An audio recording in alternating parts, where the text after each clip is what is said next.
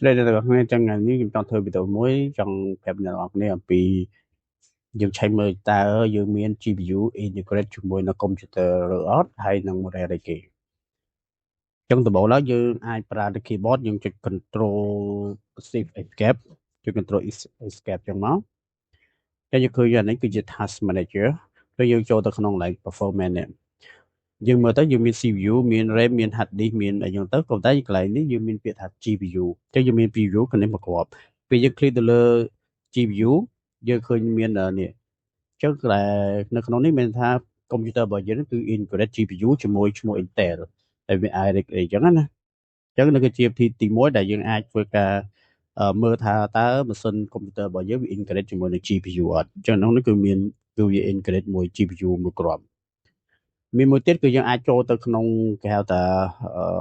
device manager ដែលយើងចុច window អក្សរ H ជាប់មកហើយបន្ទាប់មកយើងរកពាក្យថា device manager បន្ទាប់ពី device manager មកយើងទៅរកមកពាក្យ display ព្រោះតែកាលណាយើងនិយាយពី GPU និយាយពីអីហ្នឹងគឺវានៅក្នុងdisplay អញ្ចឹងគឺធ្វើម៉េចយើងរកមក display adapter របស់យើងមក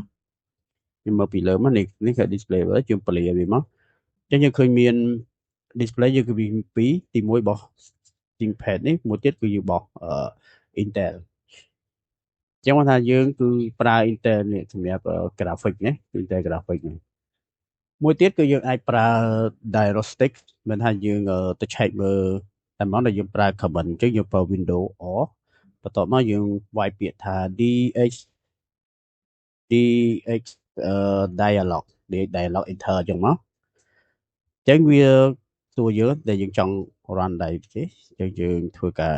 run អញ្ចឹងយើងរងចាំវាមួយ plate មក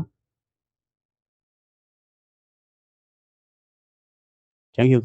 ចេញមកហើយអញ្ចឹងយើងឃើញមានកន្លែង display នេះអញ្ចឹងមាន display tab ទី1និង display tab ទី2អញ្ចឹងកន្លែងពាក្យ display នេះគឺជា GPU ឬក៏ VGA របស់យើងហ្នឹង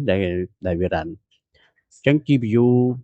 display យើងគឺនេះអញ្ចឹងបញ្ហានេះគឺជា graphic របស់យើងហើយតែប្រើពួក Intel graphic អញ្ចឹងទៅគឺនៅក្នុង computer របស់យើងទី2គឺយើងប្រើនៅខាងក្នុងនឹងរបស់យើងតែម្ដងបាទអញ្ចឹងវីដេអូគឺយើងមានបង្ហាញប៉ុណ្ណឹងដើម្បីយើងឆែកមើលថាតើ GPU របស់យើងនៅក្នុង computer របស់យើងមានប្រភេទអីមានប្រមាណយើងត្រូវការឆែកបាទបើសិនជាអ្នកនរចង់បានវីដេអូបែបនេះទៀតសូម comment ក្នុងខាងក្រោមសូមអរគុណជម្រាបលា